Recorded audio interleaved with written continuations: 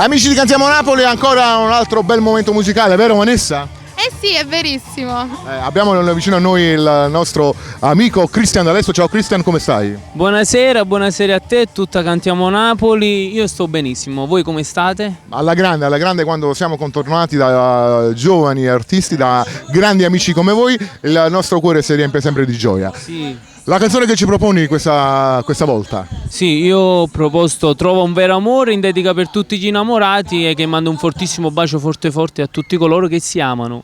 Quindi la vogliamo dedicare a qualcuno in particolare? Sì, certamente, io la dedico a te e a tutti coloro che seguono Cantiamo Napoli. Un bacio forte da Alfonso Criscuolo e tutto il suo staff. E io la voglio dedicare alla mia amica Vanessa De Matola. Sì, grazie, gentilissimi. Vedi, trova un nuovo amore, canta Cristian D'Alessio, ma noi vi diciamo Cantiamo Napoli!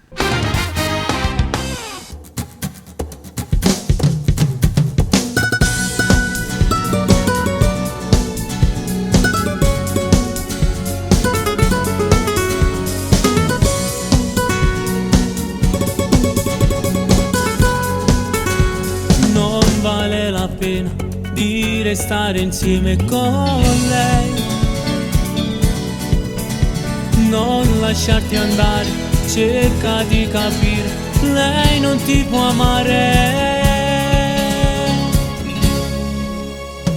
No, tu non ti innamorai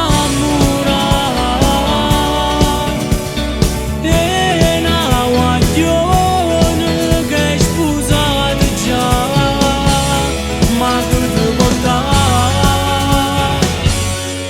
tengono un figlio con chi lo là, ti fa innamorare ma poi ti lascerà e tu soffrirai. Trova un vero amore che felice a te ti può fare. Lei con una mezz'ora sa roba sto bene, ma torna da chi là. No, tu non ti innamorai e una guaglione che hai sposato già, ma che ti portai, te non